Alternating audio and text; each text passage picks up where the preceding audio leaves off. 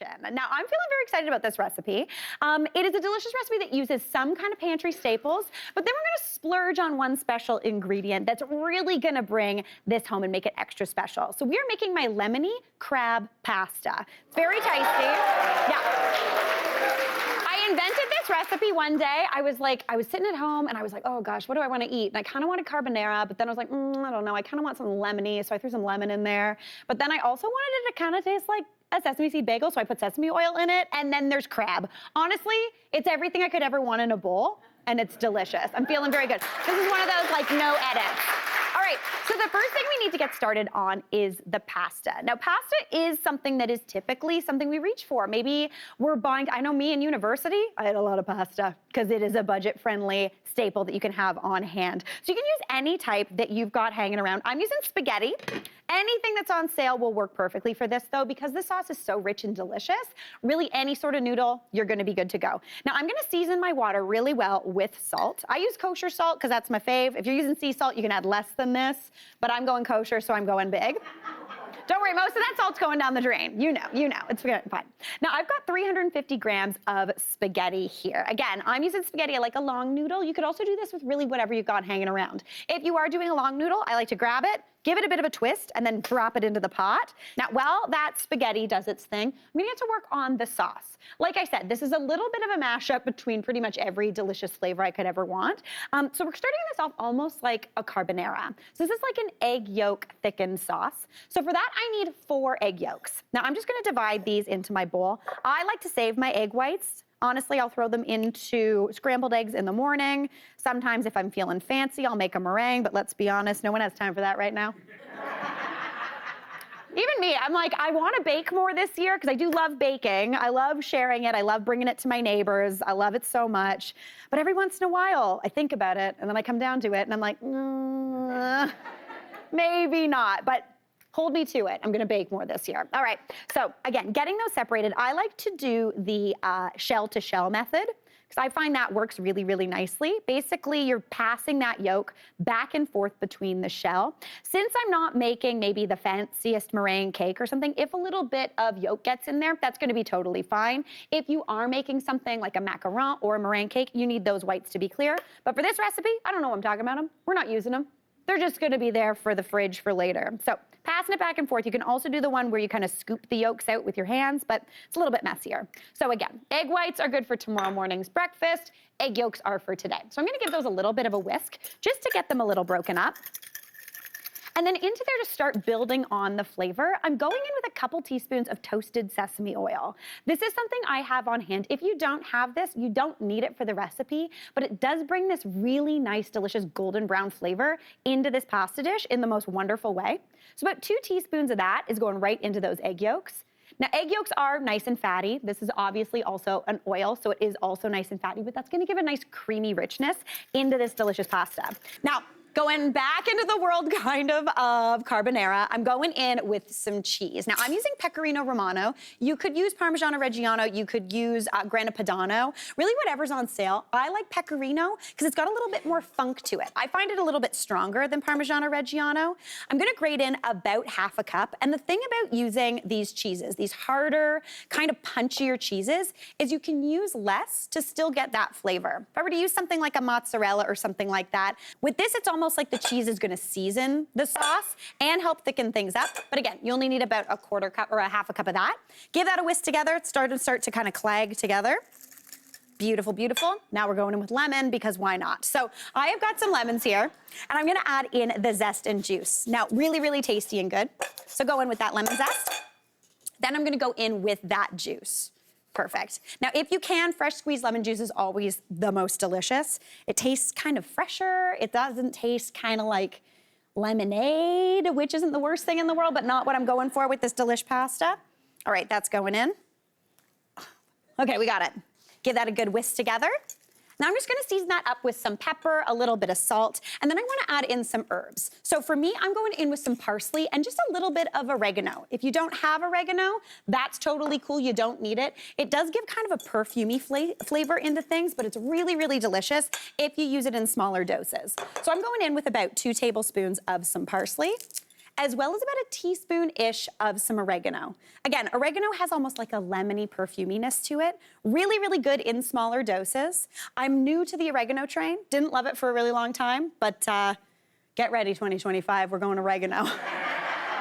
I'm feeling good about it. All right, give that a good chop up. I'd stick to the finer herbs, something like basil, maybe even tarragon, but not rosemary. That's a little bit too woody. I'm gonna leave this nice and chunky, add that right on in. Give that a whisk together, and that's pretty much the sauce done. Real quick before we head to commercial break, I'm gonna show you how to make a little crunchy topping, because I love a little texture on my pasta. So into my pan here, I'm gonna add just about a tablespoon of butter. If you wanted to, you could use olive oil, you could use neutral oil, but I like the flavor of butter. It's delicious, always good. Now to give more toastiness, I'm going in with a little bit of some of that toasted sesame oil. It's gonna be really, really good. I'm gonna add into there just about half a cup of panko breadcrumbs just to start toasting up. That's gonna give me a nice crunch on this pasta. Then I'm going in with some chili flakes because I like things spicy. This is where you just raid your pantry and put whatever you think smells delicious in there. Pop that in. And then I've just got some sesame seeds here. I've got white and black. You can use either or both. I'm going in with both. We're gonna let this toast up. Pasta's cooking, sauce is almost done. But I want to drain these noodles. Now, before I do that, I don't wanna throw out all of that amazing cooking liquid. There's a ton of starch in there. We seasoned it up with a little bit of salt. So this is actually like a secret weapon. Anytime you're making really any sort of pasta sauce, it kind of acts like food Velcro, and it makes the sauce stick to the noodles. Makes the sauce a little starchy, wanting to stick to the starchy noodles, it's gonna be perfect. So I'm just gonna go give this a good old strain, pop that heat off. And good thing we used the heaviest pot. I'm feeling good about it.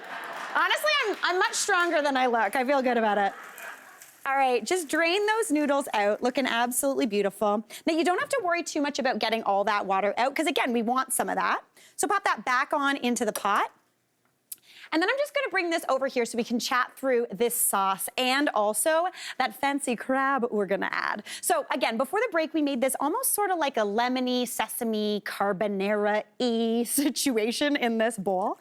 So what I'm gonna do is use some of that hot pasta cooking liquid and just drizzle a little bit in, just to kind of loosen this mixture up. That's gonna give it a little bit more kind of insurance, so it's not gonna seize up and turn into scrambled eggs, hopefully. So that's looking great to me. But now let's chat crab. So I have got a little container of crab here. These usually come in about a 1 cup container, about 227-ish grams. Now this is the splurge portion of this dish. This is not the cheapest ingredient. It's not the most like budget friendly, but all this crab will serve a good amount of people. Like I'd say this amount of pasta will serve like 4 to 6 people. So it does actually go a long way because it's got a good punchy flavor. Try not to use, with this dish, you don't want to use the like fake crab that you get in sushi. You know the one I'm talking about? The one that's actually made of pollock, which is a fish. What a time. My favorite clown-based fast food joint that does a fish sandwich, if we all know what I'm talking about. That's also pollock, fun fact. So it can be many different things, but we want to use the real stuff. But am I gonna ask you to ever shell your own crab? Absolutely not. I don't want to do that. Why would I ask you to do that? Things are about being easy. If we're spending the money, we want to save somewhere else. So I'm gonna add this crab right on into this pasta. So that is looking perfect. I'm gonna bring this back on over to the heat. And I've turned the heat off, so anything residual underneath is looking good. Now I have got this delicious eggy situation on there too, so I'm gonna pour this right over top. It's got that cheese in there, that lemon, and you wanna work quickly here. So give it a stir. As you can see too, it's starting to coat all of those noodles. Now for me, this is already a little bit too thick. I wanna add in another splash of that liquid because you actually want your pasta to be sloppier in the pan than you want it on the plate. All right. That is looking amazing to me. I'm very excited. I can smell the lemon. I can smell that sesame oil. My crumbs are looking golden brown, which is a total dream. So we're gonna get to plating this all up. Now, I've got my nice bowl over here. I'm a real bowl person when it comes to any sort of food, in particular pasta. If I'm not eating in a plate bowl, I don't even know why I'm eating it. I find you have to chase the noodles too much. Now, if you wanna be fancy, we'll give it a go.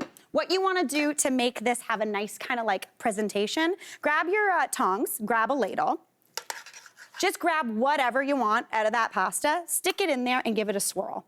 This is gonna give you that nice kind of chefy situation. See, nice little pile, looking absolutely beautiful every single time. Now don't forget about all those those little bits of crab looking beautiful hanging out. Again, I went crab heavy in this, but you could stretch this dish, double up the pasta, pop the crab in. It will be just as amazing. My crumbs are looking awesome. I'm gonna bring these on over here. I've got some more herbs that I chopped up, just some more parsley, a little bit of oregano that I'm just gonna toss into those beautiful herbs to give it a little bit of freshness. Scatter that crispy, crunchy topping right over the top. Now, if you're asking me, that looks like a total dream. If you wanted to, you could add a little bit more cheese. I know a lot of people don't do the cheese and shellfish. I'm not one of those people, clearly. I love it, but let's give this a taste. It is perfect. It's crispy. The sesame seeds in there, that crab. Let's give it a taste. Okay.